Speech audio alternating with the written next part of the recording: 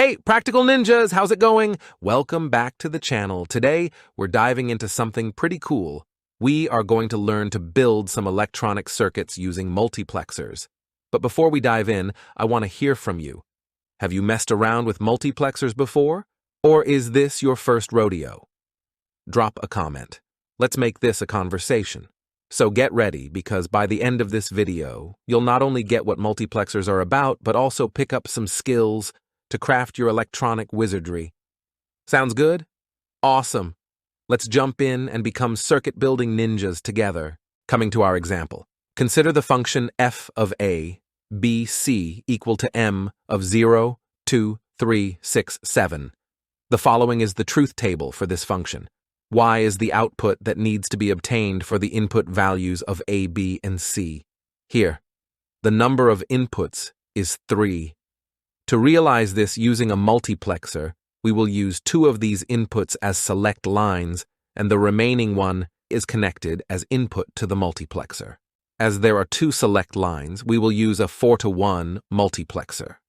Let us use A and B as select lines. C is connected as input to the multiplexer. From our knowledge of multiplexers, we know that pins I0, I1, I2, and I3 are selected when the values of AB are 0, 0, 0, 1, 1, 0, and 1, 1, respectively. We will form a table to visualize the data in hand. On the top, we have written the input pins and their corresponding values of select lines for that particular input to be active. On the left side, we have mentioned the values that the input C can have. It can be either 0 or 1. Now we will add the data from the truth table of our function to this table. We have marked the values where the output is 1 in a separate color.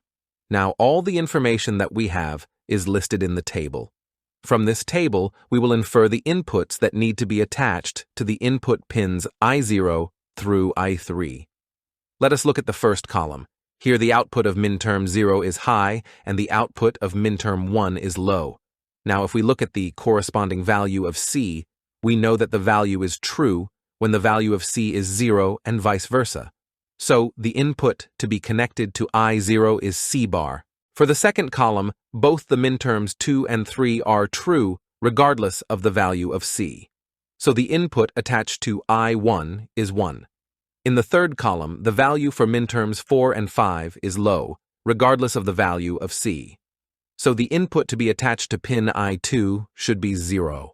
Similarly, for the fourth column, the value of minterms 6 and 7 is high and is independent of the value of C.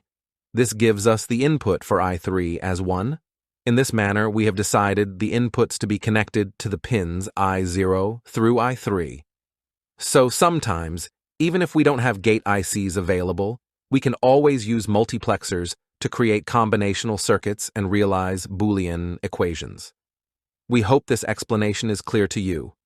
Feel free to ask your doubts in the comments below, and also request you to help your fellow buddies if you know the answer to these doubts in the comments below. Thank you for staying till the end and supporting our content. Do share and like if you have liked our video and find our content interesting. This helps the YouTube algorithm to flag this content as useful, and it may reach multiple viewers across the globe. Stay calm and keep learning.